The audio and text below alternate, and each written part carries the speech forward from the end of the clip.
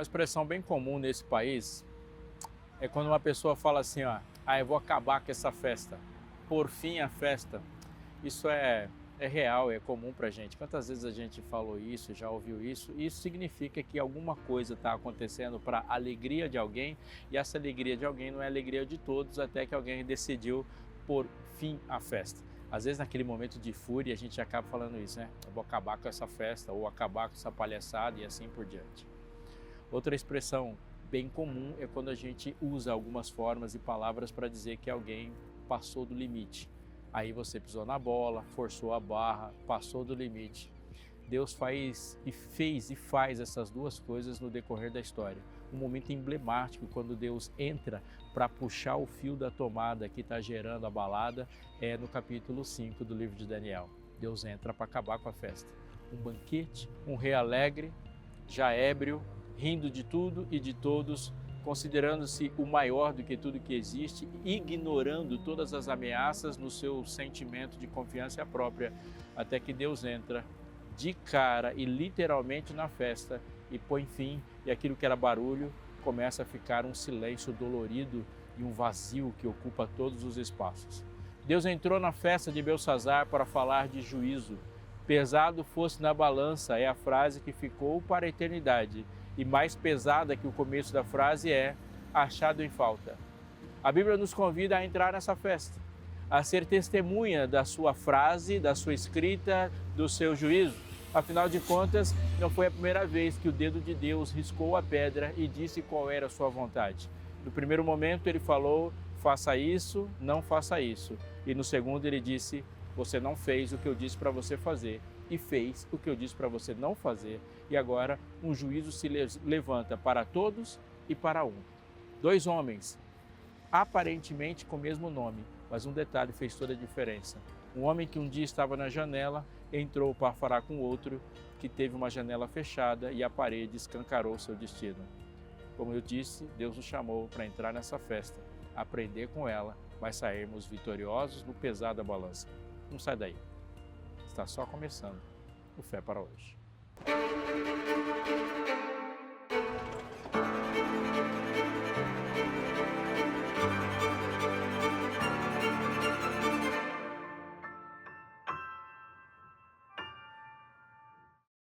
Um dos textos importantes, conhecidos, pesados e lindos da Bíblia está em Deuteronômio 6. Chamar. Ouve Israel, o Senhor nosso Deus é o único Senhor. E o texto continua falando do chamado de Deus para o amor.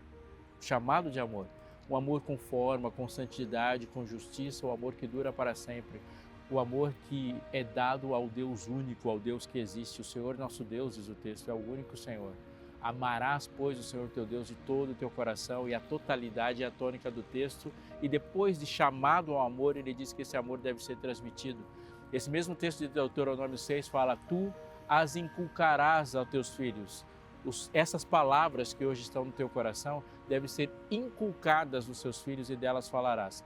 Deus diz sobre o objeto da educação, o sentido, o propósito da educação, a forma e a insistência.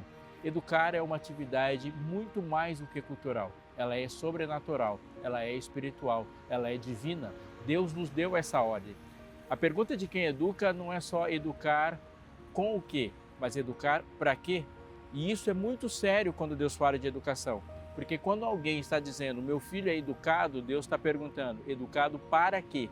Porque não é só educar, é educar para o objetivo que Deus falou. Pensando na seriedade, na profundidade disso, nós não podemos pensar numa vida cristã, numa vida em missão, ignorando que isso é tão importante. Então, a Rede Novo Tempo preparou esse manual de estudos aqui. Ele é um dos mais novos que a gente tem. Ele é super importante, feito para pessoas que, como você, igual eu, que vivem a tarefa, a atividade de transformar, de educar, de colocar uma mão grande na mão pequenininha, tão preciosa, e levá-la nos caminhos do Senhor. É difícil? Não, é muito mais que difícil. É sobrenatural, por isso precisamos perguntar para o autor do projeto o que ele pensa a esse respeito. Esse estudo será enviado para você assim que você falar com a gente. Você vai nos dar algumas informações, essas são necessárias para um cadastro e envio, e ele chegará até a sua casa. E o melhor, totalmente de graça. Sim, ele foi preparado, patrocinado pelos nossos amigos, os Anjos da Esperança, que se envolvem nesse projeto, e o envio também é de graça. Então fala com a gente e aproveite, desfrute e tenha a sua família edificada na educação de filhos. Foi preparado para você e chegará até você. Que Deus o abençoe nessa jornada.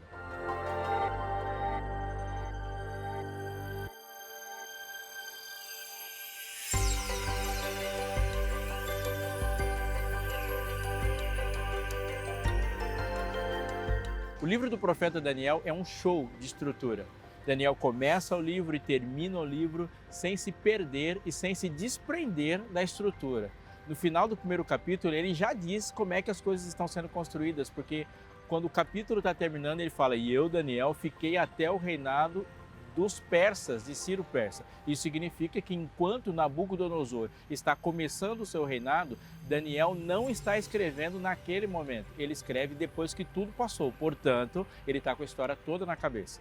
Se você olhar para essa estrutura, você vai perceber que Daniel vai juntar mensagens proféticas que dizem profecias de longo alcance, que vão do tempo do profeta para tempos muito distantes, essa é uma expressão típica do livro, para muito longe mesmo, mas ele intercala e coloca conjuntos de histórias que envolvem o tema central do livro. E como o tema central do livro é o juízo e a relação que existe de dependência entre juízo e redenção, a punição ao ímpio, a expulsão de poderes espúrios e a devolução do reino de Deus, a vindicação do caráter de Deus e a certeza de que Deus sempre esteve certo, tanto ao julgar, condenar e salvar, isso tudo envolve o tema do juízo. Essas histórias todas estão entrelaçadas com o que está acontecendo ali. Pensa, alguém que chegou na Babilônia com 17 anos, e aos 85 anos está sendo jogado na cova dos leões, tem muito mais histórias incríveis para contar do que as histórias que estão relatadas ali. Qual a conclusão que a gente chega sobre isso? É que o Espírito Santo, agindo na mente de Daniel, fez com que ele selecionasse quais histórias teriam impacto e como elas se relacionam com o tema central do livro. Portanto, ele sim viveu de ser a aventura de ser jogado na cova dos leões, de ter os seus amigos em pé diante da estátua de ouro e se recusando a dobrar os seus joelhos, sendo jogado na fornalha, a escrita na parede e todas as outras histórias. Mas não tenha dúvida, tinha muitas outras. Ele escolheu essas, portanto, devemos prestar muita atenção nelas. Mas note, se o tema é adoração e juízo, parece óbvio e lindo que a história dos três amigos em pé diante da estátua de ouro que se recusaram a adorar quem não tinha direito de ser adorado se relaciona ao comportamento que Deus espera dos seus quando a profecia que o texto indica aconteça. Portanto, Deus não diz no livro de Daniel somente quando as coisas vão acontecer, ele diz como as coisas vão acontecer e diz quem é aquele que o serve quando isso acontecer. Portanto, os personagens do livro de Daniel, seus amigos e Daniel, são pessoas reais que estão ali colocando diante do espelho outras pessoas reais como eu e você. Se Belsassar fosse uma figura muito singular na história, a ponto de não haver nenhum outro como ele, ou se a história que ele se envolveu, o contexto dele, não se relacionasse com o contexto, com as reações de seres humanos em pecado, certamente a história de Belsassar não estaria lá. Quando você olha para a Bíblia, existe um personagem singular que, se nós não o conhecêssemos e se Deus não tivesse nos mostrado, a gente não teria nenhuma capacidade de inventar alguém assim. Esse personagem é Jesus. Fora isso, há homens e mulheres que fizeram coisas extraordinárias, mas eles continuam sendo homens ordinários, como eu e você. Elias era de carne e osso, comum como nós, como diz o texto de Tiago. Portanto, o herói da história de Elias não é Elias, é Deus. Aplique isso a Daniel, seus amigos e tudo que acontece lá. Ora como incentivo, ora como alerta, estamos todos ali no livro e agora. Esses todos personagens, eu e você, se encarnam num texto real de uma escrita na parede.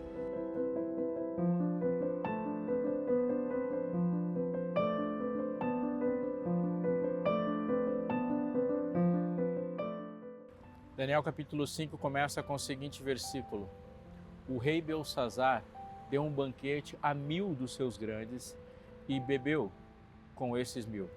Não era uma festinha, não era uma festa qualquer. O rei Belsassar deu um banquete para 1000 e não era para 1000 pessoas.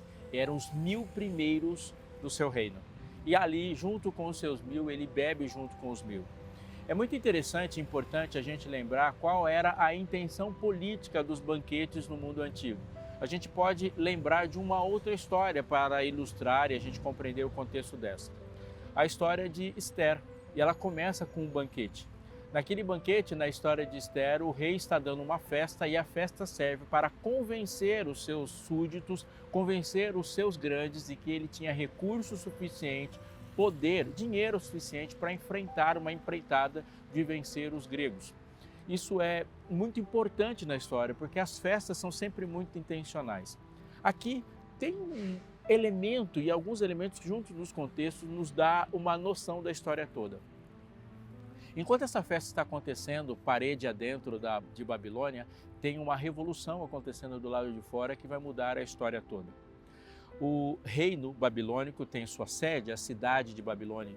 O Império Babilônico foi o primeiro império registrado aqui em que se tem uma proporção global. O Império Babilônico é muito grande e a gente não tem comparação a ele para momentos antes dele da história. Ele chegou até então a lugares onde ninguém chegou.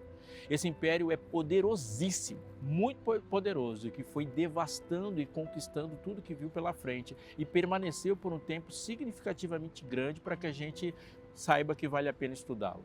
A cidade de Babilônia, ela tem duas coisas muito importantes para ser uma cidade fortificada e um centro de um império.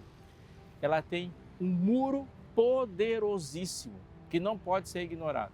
Este muro é capaz de resistir aos ataques inimigos. Mas quando se tem um muro, uma estratégia de combate é cercar esse muro, porque as cidades muradas ela tem refúgio do lado de dentro, mas a dinâmica das cidades geralmente se dá do lado de fora. Os camponeses, as plantações, os comércios, a cidade é abastecida pelas coisas que acontecem do lado de fora dos seus muros. A gente tem então uma óbvia conclusão que quando há uma ameaça, todo mundo que está do lado de fora corre para o lado de dentro. O que faz com que uma cidade resista muito a um cerco? Ela precisa ter uma fonte de abastecimento do lado de dentro que não dependa deles saírem. Então, as cidades que mais resistem a cercos são aquelas que têm muros muito fortes e que têm água dentro. Pois bem, a construção de Babilônia se deu sobre o rio Eufrates. Uma cidade que tem um muro tão poderoso, um exército tão poderoso e tem recursos suficientes para que, se tirar a água de um rio, seja possível fazer coisas do tipo um jardim suspenso, que é uma das maravilhas do mundo antigo e que precisa de muita água para existir, fez com que Belsazar, olhando para tudo que está acontecendo ao redor, pensasse assim: posso dormir tranquilo, porque a ameaça do lado de fora nunca chegará na porta do meu quarto. A ameaça do lado de fora era Ciro, o Grande, o persa.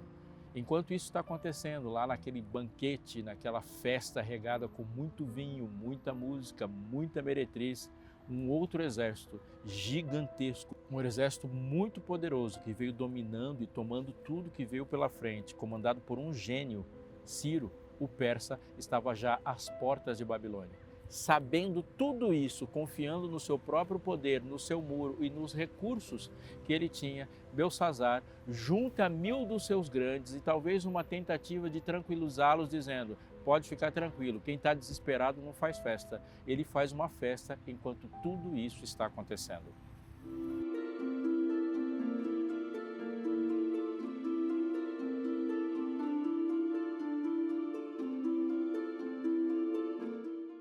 O avô de Belsazar, o rei Nabucodonosor, foi surpreendido com uma revelação extraordinária de Deus dado a ele em sonho.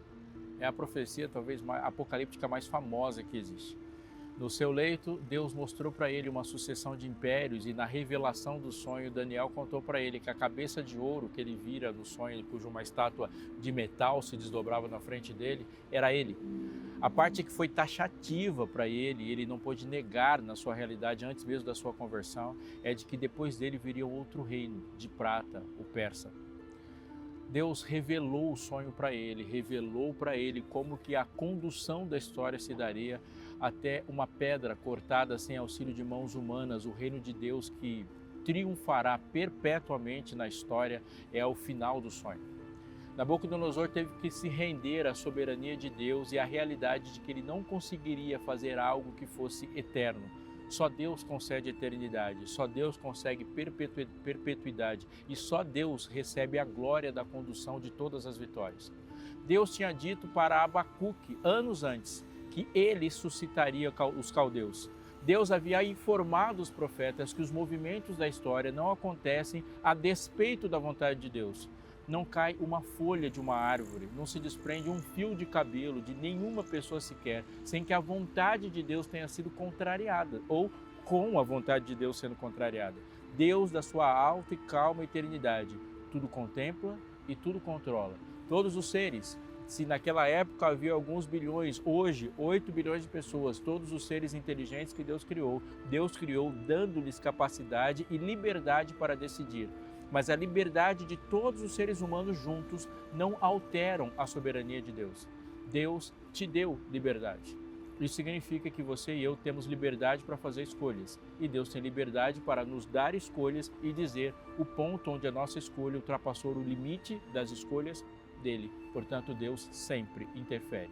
Deus interfere e salva. Deus interfere e julga. Deus não termina um dia sequer contrariado, porque ele faz o que lhe apraz, A grande tentação de todas as pessoas muito grandes na história é acharem que são infinitas. Ou vou melhorar a frase. O grande problema dos que podem muito na história toda é acharem que podem tudo. E Deus os lembra muitas vezes. Deus disse para Abacuque, eis que suscito os caldeus. E essa lembrança, passando de um profeta para o outro, chega até Daniel. Quando ele olha para Nabucodonosor, ele fala, tu, ó rei, rei dos reis, a quem Deus concedeu. Essa frase toca no orgulho de Nabucodonosor, fere as suas intenções, porque na cabeça de Nabucodonosor é, eu, rei dos reis, conquistei. Daniel olha para Nabucodonosor e diz, tu, ó rei, rei dos reis, a quem Deus concedeu. É ele, diz Daniel, que remove reis e estabelece reis.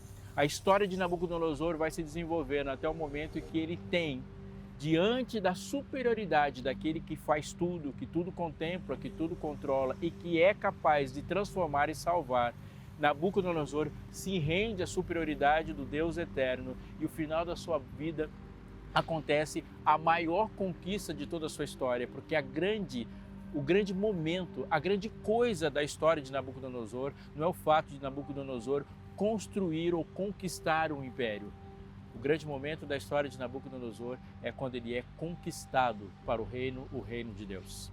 Aqui, anos depois, está Belsazzar, herdeiro de Nabucodonosor, que recebeu dele o reino e que recebeu dele a história da conversão de seu avô.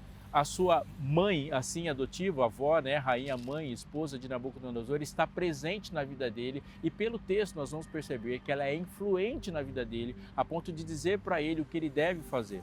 O texto em Daniel, capítulo 5, continua dizendo assim, depois que ele apresenta uma festa acontecendo. Enquanto Belsazzar bebia e apreciava o vinho, mandou trazer os utensílios de ouro e de prata que Nabucodonosor, seu pai, tirara do templo, que estava em Jerusalém, para que neles bebessem o rei e os seus grandes, as suas mulheres e concubinas. Então, diz o verso 3, trouxeram os utensílios de ouro que foram tirados do templo da casa de Deus que estava em Jerusalém. Beberam neles o rei e os seus grandes, suas mulheres e concubinas. Beberam vinho e deram louvores aos deuses de ouro, de prata, de bronze e de ferro, e de madeira e de pedra. Não bastava fazer uma festa enquanto uma profecia estava se cumprindo. Raciocina comigo. Chega para você, para mim, a informação de que algo vai acontecer e esse algo nos afetará. Algo dramático, algo grande. Essa revelação vem da parte de Deus, ela é profética, então, abrindo as janelas das nossas casas, nós vemos o desenrolar da profecia. Deus disse para os seus discípulos, usando-os como exemplo disso, e fala, quando você vê essas coisas acontecendo, erga a sua cabeça que a redenção se aproxima. Quando Deus nos dá um aviso, Ele disse, nesse momento que você perceber que a minha palavra está se cumprindo, clame por mim, saiba que eu estive certo sobre o passado, estou certo sobre o presente, não errarei no futuro. Belsazzar, olhando para tudo que está acontecendo e vendo uma profecia se cumprindo, dá uma festa e diz assim, eu estou certo, Deus não. E como uma consequência, um desdobramento num puro suco de arrogância, ele fala mais do que isso: só copos, só pratos, só os utensílios próprios de uma festa da arrogância não são suficientes. Ele dizendo e declarando para todos os seus amigos numa festa que ele é superior ao Deus da profecia, ele manda trazer um objeto que simboliza uma vitória que nem ele conquistou. Ele fala: pegue os utensílios da casa de Deus. Aqui ele comete o seu erro fatal e desse erro geram lições para todos nós.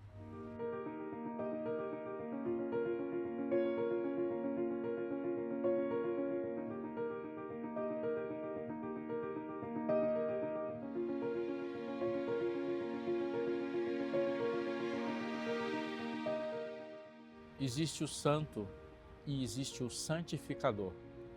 E qualquer pessoa que se relaciona com Deus, com o mundo, consigo mesmo, com o sagrado, tem que ter consciência disso. Nós não temos a autoridade por parte de Deus de santificar absolutamente nada.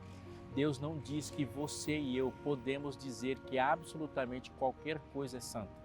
Tudo que existe de santo foi Deus que santificou. Ele olhando para Moisés, falando com Moisés, disse: Moisés, tire as sandálias dos pés, porque o lugar onde você está é santo. E era santo porque Deus santificava o lugar. Moisés não santifica, Deus santifica. Eu não posso me autodeclarar santo, mas Deus me declara santo. Aos santos da igreja em Corinto, aos santos, Deus nos santifica. Nós não nos separamos, não nos distinguimos, nós vivemos a nossa santidade. Na prática, muitas vezes somos tentados a fazer isso, em sacralizar o que Deus não sacralizou. Olhando muitas vezes nas nossas próprias práticas religiosas, consideramos por nós mesmos sagrados o que Deus e só Deus pode sacralizar. E isso é real. Mas tão real quando Deus não nos deu autoridade de tornar santo o que não é santo, ou nos deu autoridade de classificar o que é santo a partir da voz dele, da declaração dele, ele não nos autorizou a fazer deixar de ser santo o que ele diz que é santo. Quando ele fala: a arca é santa, distinta, separada, Uzá não poderia escolher tocá-la.